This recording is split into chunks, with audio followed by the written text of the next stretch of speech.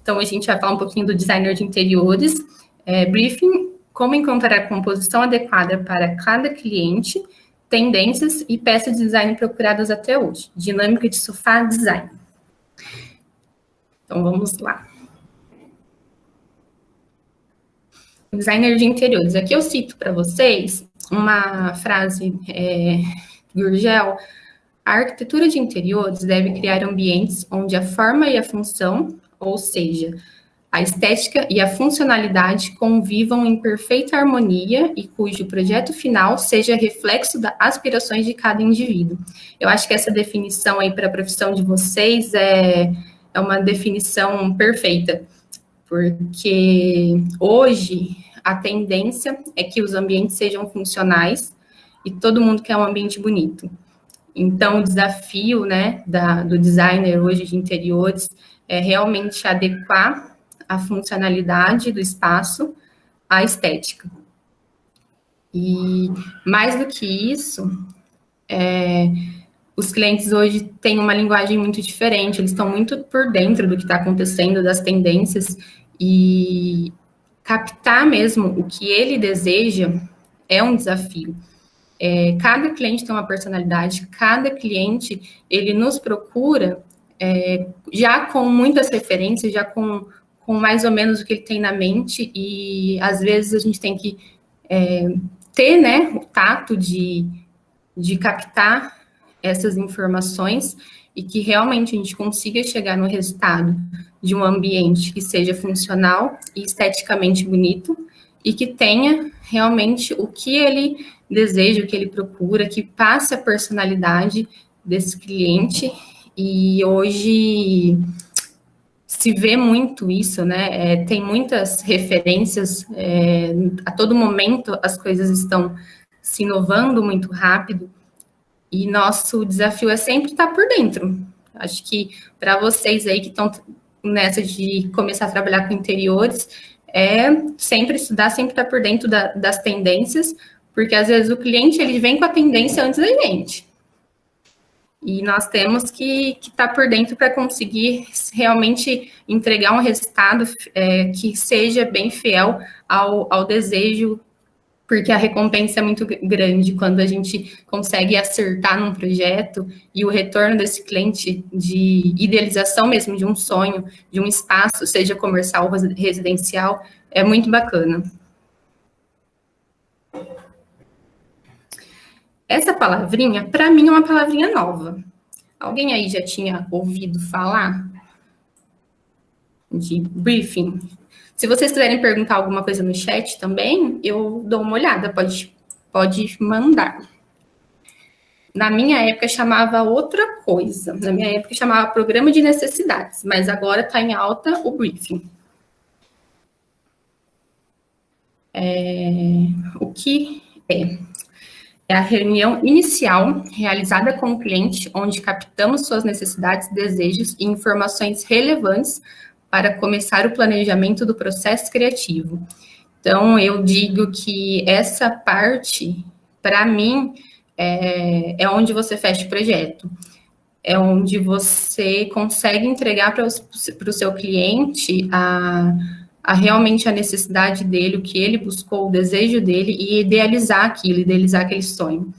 E é a parte mais importante, para mim não é o projeto final, para mim é o projeto inicial, é a primeira reunião com o cliente que vai definir o resultado do seu trabalho. E você vai conseguir, com isso, atingir a expectativa do cliente. Eu já trabalhei de diversas formas, até eu sempre indico que vocês, quando for para o mercado de trabalho, que vocês realmente tenham um programa de necessidades para essa primeira entrevista. Porque, às vezes, ali na conversa, a gente acaba esquecendo de pegar alguma informação que é importante e depois o resultado, às vezes, não chega no resultado que o cliente quer e é onde ele fecha o projeto. Eu já trabalhei de algumas formas dessa primeira reunião, já trabalhei eu fazendo essa reunião, já trabalhei com outras pessoas que faziam esse levantamento, o cliente passava para mim para eu fazer o processo criativo, que também dá certo, desde que a pessoa realmente faça essa reunião bem feita, porque se vocês forem trabalhar, por exemplo, com um arquiteto, num escritório de arquitetura, que não seja você que vai fazer essa reunião. Se a pessoa faz essa reunião fraca, vamos supor assim, você não vai chegar no resultado bom para o seu cliente. Porque já passou, primeiro que eu acho que o primeiro contato com o cliente, você e o cliente, você já consegue tirar mais informações. Quando uma pessoa te repassa essa informação, ela já não vem com a mesma intensidade como se fosse você que tivesse feito com o cliente. Porque quando você está ali pessoalmente com o cliente, você sente as sensações dele, o que ele procura, você já vê os balãozinhos assim, de sonhos, de idealização daquele cliente. Mas dá certo também. Então, é só ter um roteirinho mesmo do que seguir, porque é aí que define o projeto. O que eu acho importante nessa reunião é o objetivo do cliente. O cliente, ele sempre nos procura com um objetivo, seja idealizar um ambiente, o apartamento inteiro, a casa inteira, a área de lazer. Ele sempre vem por uma necessidade e ele quer que a gente alcance o objetivo que ele idealizou. Então, é extremamente importante você sair dessa primeira reunião sabendo o que o seu cliente está buscando. Por exemplo, tem clientes que podem estar mudando de apartamento porque os filhos casaram e foi para um espaço menor e quer deixar esse lugar aconchegante, ou o contrário. Tem clientes que vai procurar porque a família aumentou e foi para um espaço maior. Então, tem diversas situações que a gente tem que entender o que o cliente, o que ele está idealizando para a gente chegar nesse resultado de ter um projeto fiel à personalidade dele e que a gente supra as expectativas dele.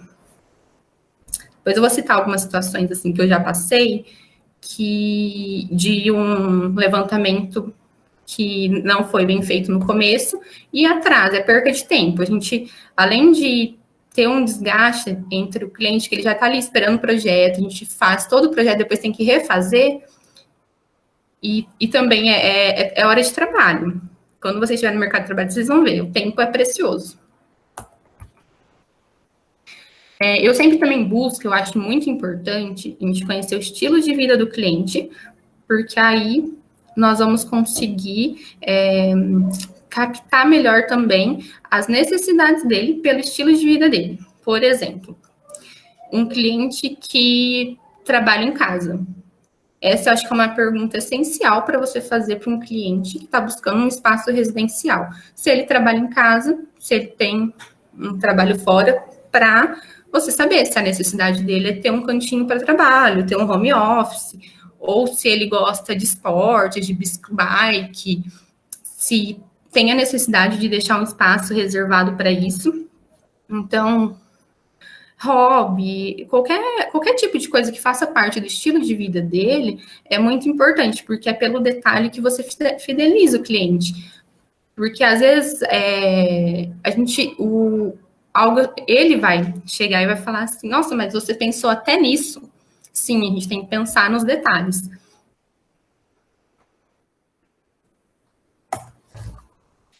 A necessidade vezes o desejo. Aí eu tenho várias histórias.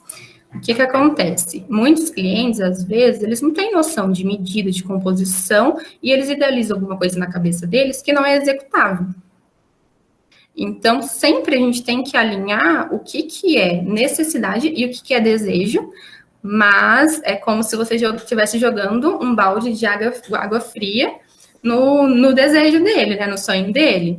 Então, sempre quando eu vou, nesse caso, na primeira reunião, eu sempre deixo o cliente passar tudo, passar todas as necessidades. Mesmo se ali eu já percebi que não dá certo, eu procuro criar argumentos e comprovar que não é possível, antes de, no primeiro momento, eu já cortar o sonho dele. Então, primeiro, eu realmente tento, né, ajustar E quando eu levo para ele, eu já levo assim, ó, dessa forma não deu certo, mas nós podemos fazer dessa, já com a solução, porque nem sempre o desejo dele é a necessidade.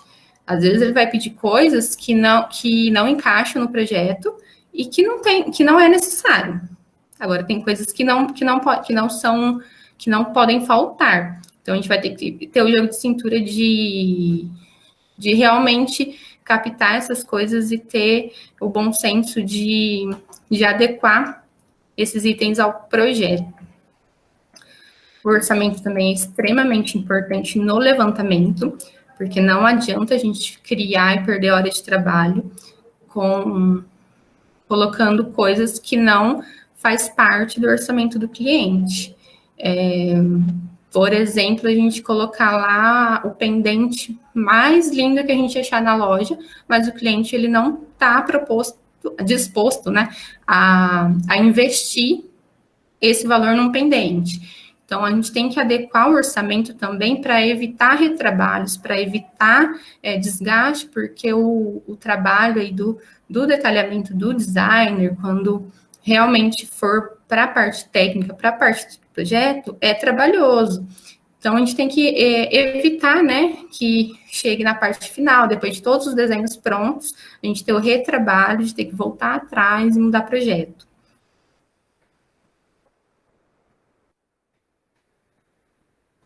Os elementos técnicos do projeto.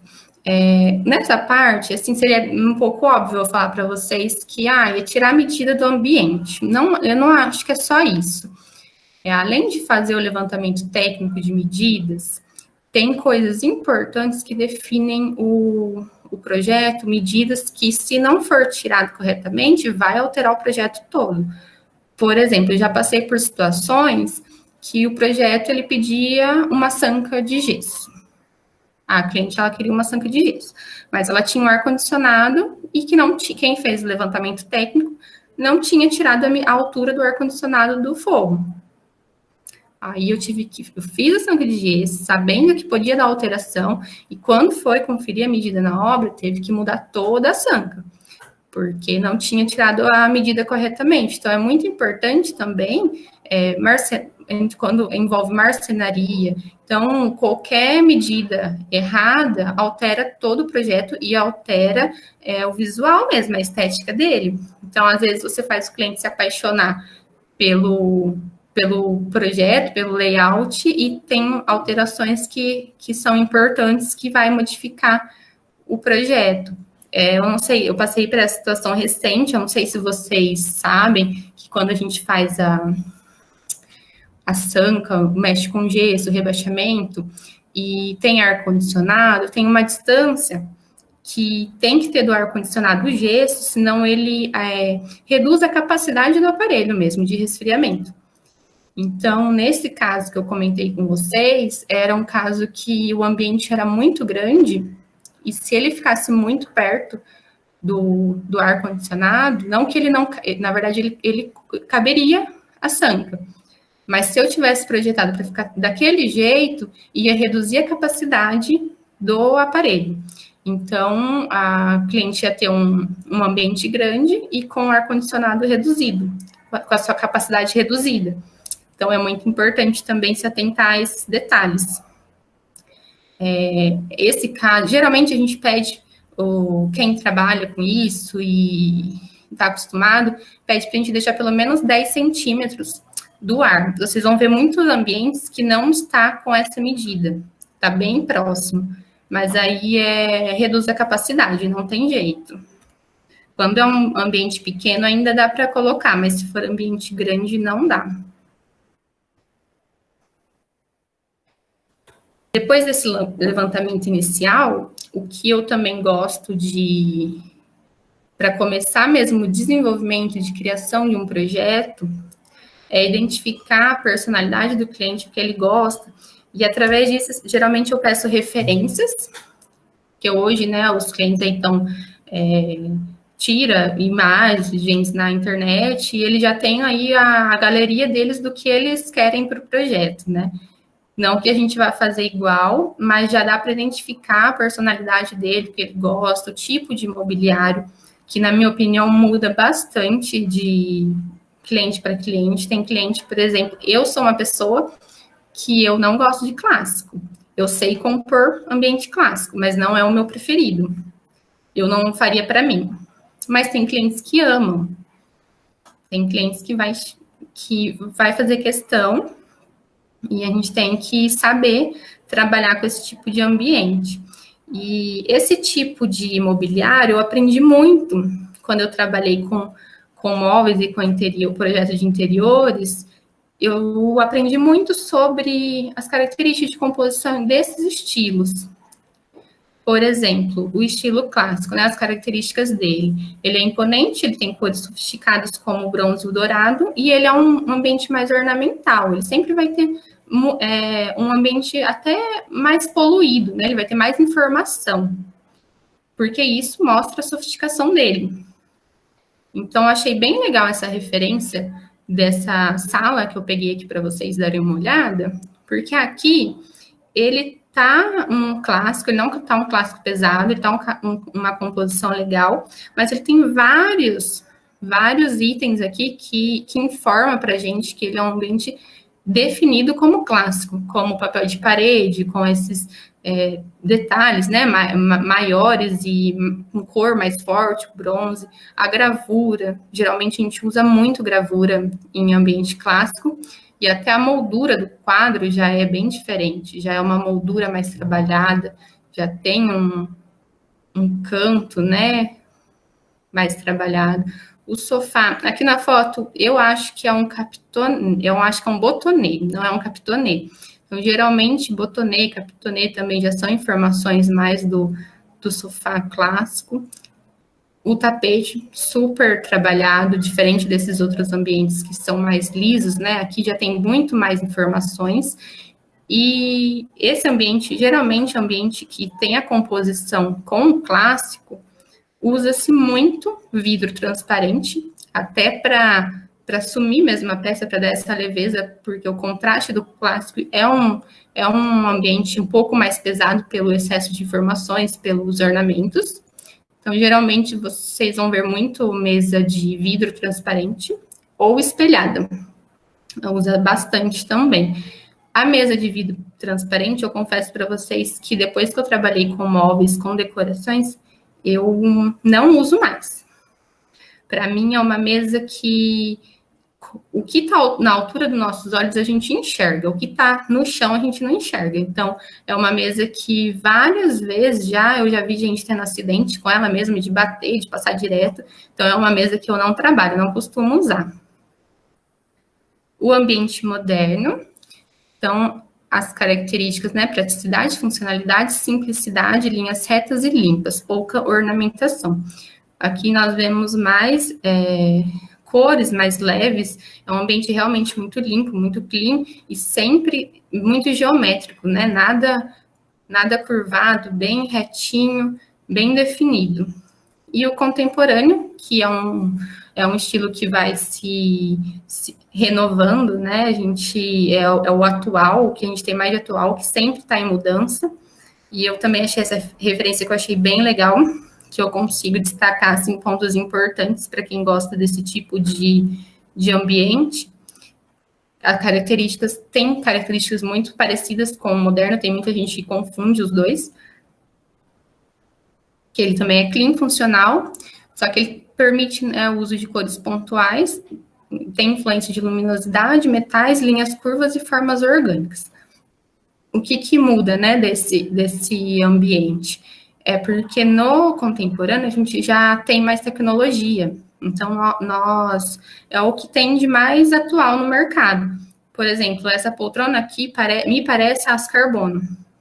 Então, já é uma poltrona com uma forma mais orgânica, ela já tem uma curvatura, ela já tem um arredondado na base, já tem cores pontuais aqui, já tem um encosto mais redondo, mais curvado.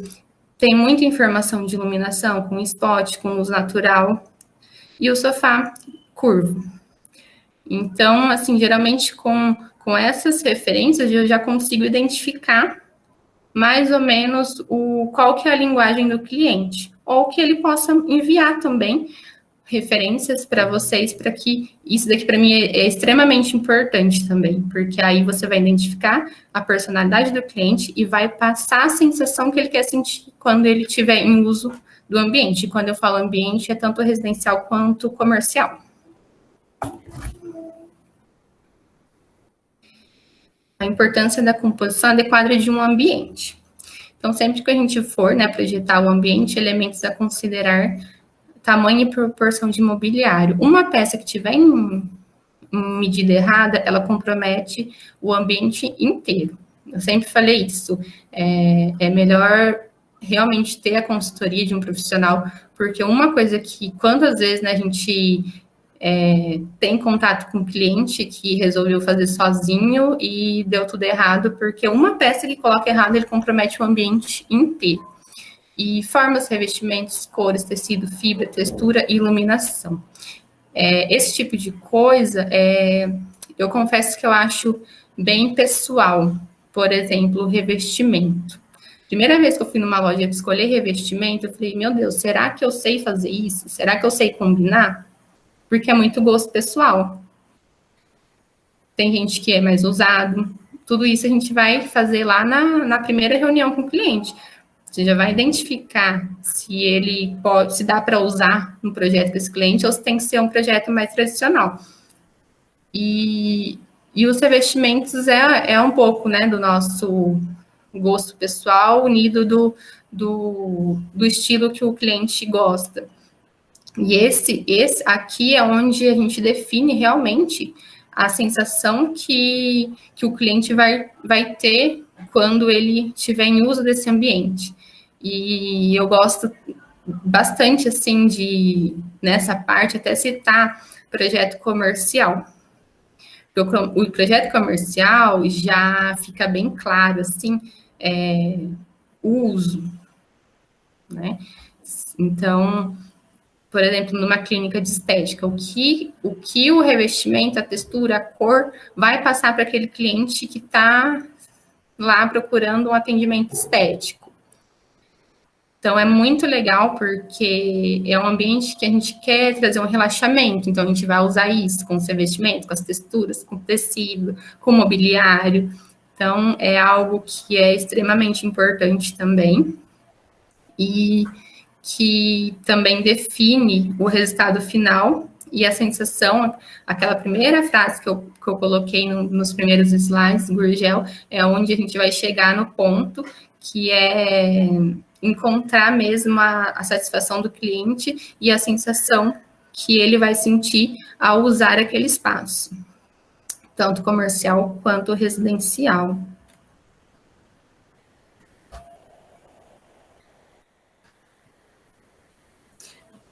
Aqui eu quis trazer algumas tendências, porque eu achei que com a pandemia tudo mudou muito nessa parte de interiores. Então, a cor do ano, para mim, eu sou totalmente a favor de cinza. Eu amo cinza e juntando o cinza com uma cor vibrante, com uma cor viva, para mim foi tudo. Adorei trabalhar com essas cores e achei que combinou muito com o momento e com essa transformação que a gente está passando no designer de interiores, no interno, porque está se usando mais outros tipos de materiais, está voltando um pouquinho dos anos 70, muitas referências dos anos 70, do estilo retrô, do estilo industrial, então a gente está passando por um processo de transformação muito grande de tendência para designer de interiores. Por isso que a gente tem que sempre estar acompanhando o que está usando, porque às vezes o cliente chega em nós antes, com a informação antes, né? Então, a gente tem que estar se atualizando. Eu achei muito válido a cor do ano, achei que tinha tudo a ver com esse momento que a gente está, com essa era meio industrial, com muita tecnologia, muito aço. Agora está usando muito pintura no teto. Antes o teto era aquele teto branquinho off, uma cor clarinha, e agora já está em alta, assim, você marcar o teto e apagar o restante, ou fazer realmente faixas, eu acho o máximo, acho que veio também para ficar aí por um bom tempo, essa questão de marcar o teto, e não só o teto, né? Às vezes meia parede, às vezes fazer a moldura de alguma coisa que for pôr na parede com a marcação da tinta. Isso está muito em alta. A marcenaria colorida.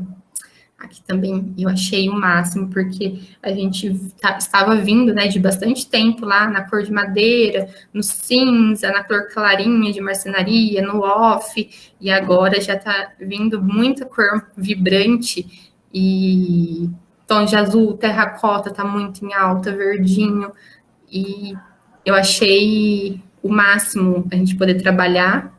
Legal encontrar um cliente que aceite, né, seja contemporâneo, que aceite essas tendências, porque o designer e o arquiteto adoram essas novidades, né? O vidro canelado tá muito em alta e vai ficar por algum tempo.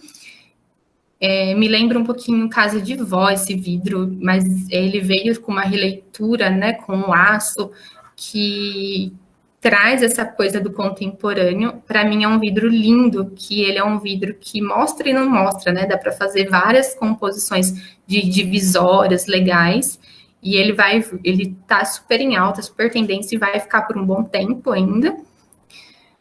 Hoje também a gente está vendo muito ocultar a lavanderia na marcenaria, que hoje os espaços, eles estão muito integrados.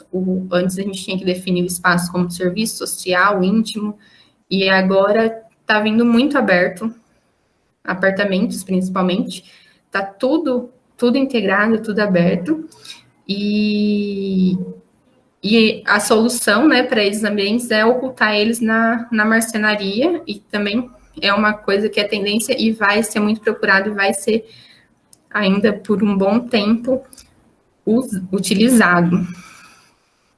As luminárias em metal, eu poderia destacar várias opções aqui, porque é algo que veio também, eu acho que a gente estava sentindo falta dessa delicadeza do aço, e com o estilo industrial ele veio também para ficar por muito tempo. Hoje, cada vez mais sai muitas opções no mercado, e também é uma tendência que vai ficar aí por um bom tempo.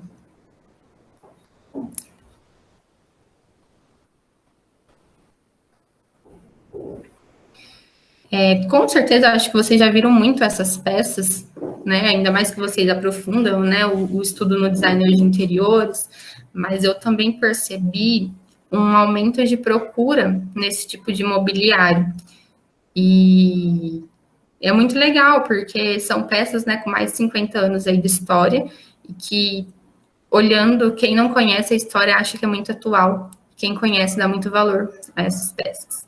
O cliente que escolhe esse tipo de mobiliário para o projeto é porque realmente ele dá valor no mobiliário e na história da peça. Em 2020, eu vi muito projeto com esse tipo de peça. Acredito que vocês também tenham visto. Teve uma alta muito grande não que tenha parado, porque esse tipo de peça, desde que lançou, eles vêm em volta, né? Nunca sai de linha, mas eu senti que com essa tendência de pandemia, de ficar mais em casa, os projetos começaram a pedir mais esse tipo de mobiliário, principalmente para o descanso, né? Que muita gente começou a usar mais o lar. E eu percebi que teve uma alta e a gente tem que estar muito por dentro disso, porque os clientes estão e eles vão pedir, a gente tem que conhecer. E outra coisa que vocês devem ter visto muito, e que eu acredito que vão ver por muito tempo, é esse tipo de produto.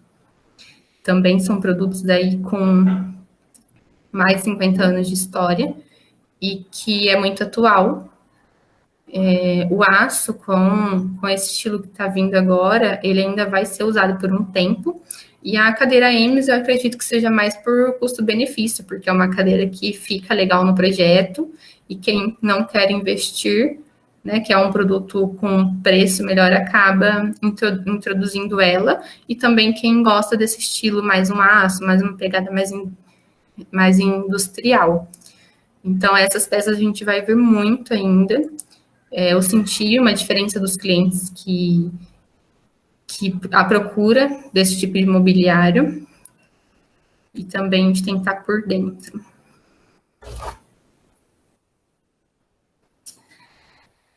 Aí aqui, até se possível, eu gostaria que vocês interagissem um pouquinho, porque eu trouxe quatro opções de sofás, e os 4 são para o mesmo uso. São sofás retráteis que geralmente a gente usa em sala de TV. E outra coisa que eu senti uma mudança muito grande nesses últimos tempos, e foi muito rápido, é a escolha do sofá da sala. Eu acho que as pessoas começaram a ficar mais nesse tipo de ambiente e começaram a olhar mais para isso. Então, eu trouxe quatro opções, todos esses são retráteis, e todos estão muito em alta agora. E alguém saberia me dizer qual desses 4 é o mais design?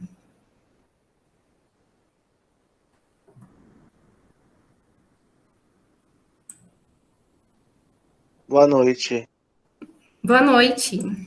Seria o último com o braço mais fino? Ai, quem tá falando? Deixa eu ver aqui. Qual que é seu nome? É o Leandro. Leandro. É isso mesmo. Porque pela foto, ele não é reclinável, né? Ele é retrátil somente. Ele, na verdade, ele tem um mecanismo reclinável, só que ele é almofada solta. Então, assim, o que eu percebi que tá vindo muito agora na questão de sofá para sala de TV é que muita gente está abandonando real esse modelo aqui tradicional. Por quê? Principalmente para ambientes pequenos. Esse modelo tradicional trazia a sensação de conforto. E eu tive muitos, trabalhando com parte de mobiliário, eu tive muito contato com essa transição dos clientes, porque essa sensação, tem gente ainda que faz questão desse tipo de produto, mas o que era para trazer conforto, a gente recebeu muita reclamação contrária, que o sofá que era para trazer conforto, além de esteticamente ele não ser o mais bonito, porque ele é um sofá muito robusto, ele ocupa muito espaço, principalmente em ambientes pequenos, como apartamento, porque não tem milagre. O encosto dele é alto, ele precisa de uma caixa para guardar. Um sofá desse, de profundidade, ele tem 1,20, que é muita coisa, fechado. Então, os clientes acabaram vindo muito reclamando do desconforto desse produto. Então, a gente tinha... também, eu acredito que esses mais robustos, ele tem uma caixa nas costas, né? Que acaba ocupando muito mais espaço, até por questão dos braços maiores. Isso. Além dele ter a caixa, não que esse de baixo, esse último, não tenha. Ele vai precisar da caixa também para guardar e geralmente ele vai ocupar o mesmo espaço de profundidade. Mas só de olhar não dá a sensação que ele é menor? Sim. E provavelmente eles vão ter a mesma profundidade. Mas o encosto deles não. A impressão que dá é que este sofá, com o braço mais fino, a gente acaba ocupando mais o assento. Sim. Sempre que porque assim, acaba aumentando. Antes eles tinham a sensação, para trazer essa sensação de conforto, o design desse tipo de produto era para ele ser robusto, para ele ser grande, para ele falar assim, é um sofá grandão que vai me trazer conforto. Por isso que antes a tendência era vir com o braço mais largo, porque para quem estava produzindo, achava que isso ia passar para o cliente, o fato de ele parecer mais robusto, ia passar para o cliente a sensação de mais conforto.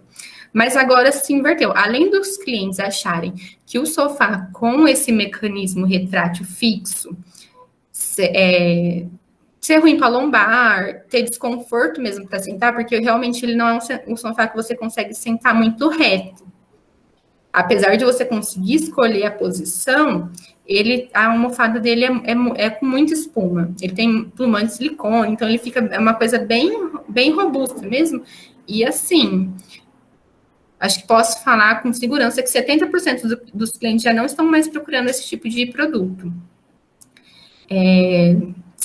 Pela questão de achar desconfortável. Então, uma coisa que era para ser confortável, a gente percebeu que os clientes estão fazendo o inverso, estão achando desconfortável. Agora, esse sofá que você citou, Leandro, esse último, ele, além dele ter o braço mais fino, que já caracteriza ele como um sofá mais design, até o valor dele aumenta bastante por esse desenho, ele é um sofá retrátil, provavelmente ele vai ter a mesma profundidade desse de cima, mas ele tem o pilo embutido. O que é o pilo? É essa espuma que tem em cima. Então, antes eles colocavam essa espuma para fora para realmente falar assim, esse sofá é confortável, olha o tamanho da espuma dele. Mas agora os clientes, eles querem conforto, mas eles querem estética. Então, agora começou a vir mais a tendência do pilo embutido, porque o pilo embutido, o pilo de espuma embutido, ele tem o mesmo tanto de espuma desse de cima, mas ele está por baixo. Então, ele não aparece a costura, ele fica mais retinho. Esse daqui, provavelmente, ele... Quer falar alguma coisa? Esse daqui, provavelmente... Além de que ele todo acionado, ele vira uma bicama, né, praticamente. Sim, os dependendo demais, da medida, é medida de cama mesmo. Os demais, por ter esse pillow top, já não tem essa sensação de bicama, né? Porque o de baixo, se tirar a almofada, realmente aberta, assim, a profundidade dele dá uma medida de cama padrão. 1,60. Não, a padrão, 1,38. Eu tô falando com essa prioridade porque eu comercializo essa peça, eu sou consultor de vendas. E essa peça é a fabricação da indústria que eu trabalho. Então, ele acionado, ele tem 1,60 m de chaise, vamos dizer assim. Qual deles que você comercializa? O último. O último. Ele chama Sofá Feriado, ele é fabricação Masotti, é a empresa que eu trabalho. Que legal. É o mais vendido mesmo. Né? Não tá com essa tendência de mudar as características e também o fato do encosto ser solto, ele fica muito baixo. Ele fica bem mais baixo. Então, ele já fica fechado, ele parece um sofá de living mesmo, né? Sim, sim. E as características dele, dessas almofadas soltas, é tudo plumanta. Então, ele já dá esse conforto maior de quando você senta, o sofá te abraça. É isso mesmo. É isso mesmo. Diferente do demais, que é tudo espuma, né? Ou flocada, ou inteira. Isso. Esse primeiro aqui, ele só não é um sofá muito design mesmo, ele é um sofá mais popular realmente por causa do braço dele, porque ele é um braço mais largo, mas ele também é um modelo que eu conheço pessoalmente. Ele também veio como tendência para esse público que já não quer mais isso daqui, que ele já quer um produto que seja confortável, porque é aquele negócio que eu falei lá no começo, né? A gente tem que unir a estética com a funcionalidade do produto. Então, ele já quer um produto mais confortável, e esse daqui, no caso, ele tem a almofada solta, ele tem o encosto retrátil atrás, e ele tem um rolinho que dá para ver aqui no cantinho, que se o cliente quiser aumentar essa almofada, ele desce esse rolinho e a almofada fica alta como desse. Justamente pela essa necessidade, que o cliente ele já não quer mais esse sofá grandalhão, ele quer um sofá mais bonito, ele quer um sofá com pilo embutido, com encosto mais baixo, mas ele também quer conforto. E esse estilo aqui, ele também está vindo bastante com essa... eu não sei se todo lugar chama do mesmo jeito, mas a gente chamava de sumiê, isso daqui. Sim, sumiê ou terminal. Isso. Então, esse daqui, no caso, é fixo, esses dois já são retrátil, mas fechado também dá a impressão que é todo fixo, né? Então, ele está vindo muito como tendência, esse terminal, e eu acho que é uma proposta muito legal, porque acaba unindo assim, tem pouco espaço, consegue fazer mais um assento, não perde espaço do braço, e é uma creche bem legal. Para encerrar, eu gostaria de passar algumas tendências de sofá, que seria esse tipo de sofá, que é duplo, né? Você senta dos dois lados, que também é tendência, que também está vindo bastante agora. Com a chest, o sofá com chest continua de canto, com a chest mais alto. O sofá curvo, ele vem e volta, e agora está voltando. Estou vendo bastante também procura desse tipo de modelo.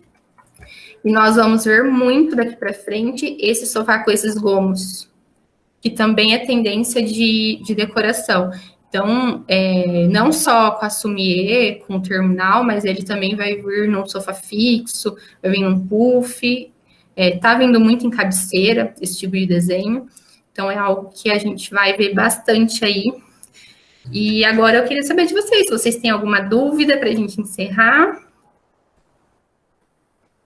Querem perguntar algo, eu estou à disposição. Obrigado, Rosane. Imagina, eu que agradeço aí pela sua participação. Espero que eu tenha conseguido aí passar um pouquinho da minha vivência para vocês. Eu fico à disposição, aí tá meu contato de Instagram e por e-mail. Se ficar alguma dúvida, vocês podem me chamar. Vai ser um prazer conversar e conhecer vocês. E muito sucesso aí nessa trajetória. Obrigada, professor João, pelo convite. Rosane. Oi, pode. Tem que ser eu, né? Cortando. Desculpa, João. Rosane, que dica que você dá? Eu, como consultor em vendas, trabalho numa loja, né? Lógico. E a gente recebe muita cliente crua. E elas, tudo que elas veem no showroom, elas querem botar dentro da casa. E a gente tenta montar uma harmonia, né? Elas querem colocar tapete arbusson com sofá moderno, um poltrona Charles. Aí querem colocar um quadro de paisagem verde, folhagem, porque é tudo que elas gostam.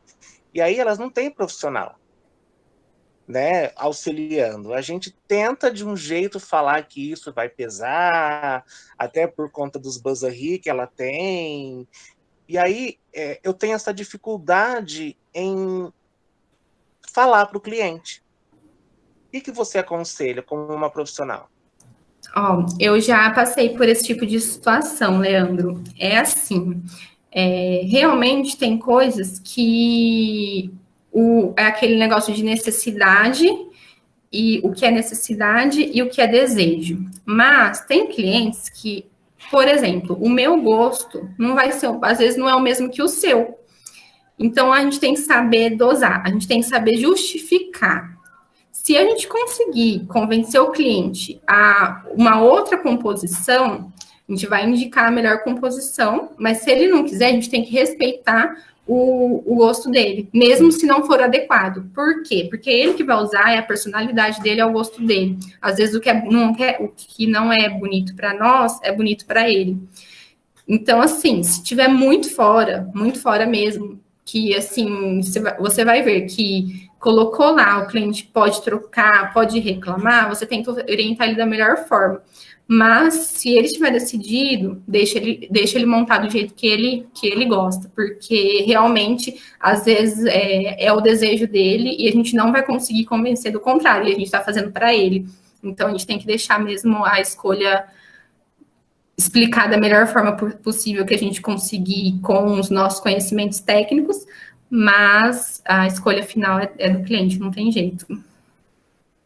Infelizmente. Aí acontece da gente sugerir uma ambientação, né? Aí chega lá, realmente o cliente não gosta. Ou até aqueles que gostam e depois de 15 dias enjoou, carregou, porque ela comprou em diversas lojas, aí liga querendo trocar. E aí não é possível trocar o produto, né? Mas daí você sempre deixa muito claro, essa não é a melhor composição, eu posso te indicar uma composição que eu acho que vai ficar legal para o seu ambiente, mas jogar a responsabilidade nele mesmo. Tem que jogar, porque ele tá levando, ele tem que assumir a responsabilidade. Se você orientou, se você foi o consultor dele, você orientou ele o que era melhor, e ele não quis, aí na hora que ele for trocar, fala assim, mas lembra que eu te falei, né, que não ia ficar bom. É bem assim, eu faria dessa forma. Eu jogaria a responsabilidade pro cliente, porque a gente não pode interferir, não tem jeito. Complicado. Cliente assim é complicado. E vão ter muitos. Rosane. Imagina. Quero agradecer a Rosane pelo seu tempo que ela doou para esse bate-papo. Vamos chamar ela mais vezes. Ela vai dar uma palestra agora para arquitetura, essa semana ainda, mas mais focado para arquitetura. E aí o design vai para outra palestra. Eu acho, né? Tenho quase certeza que é isso. E é isso. Quero agradecer a todos. Uma boa noite. Boa noite, pessoal. Obrigada, professor João, pelo convite. Eu fico aí à disposição de vocês.